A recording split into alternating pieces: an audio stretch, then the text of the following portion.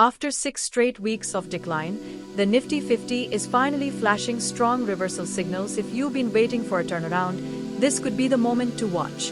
Let's break down what's happening and what it could mean for your trades. First, the technicals. On the daily chart, we are seeing classic reversal patterns. Hammer candles and doji formations are popping up, which often signal a shift in momentum.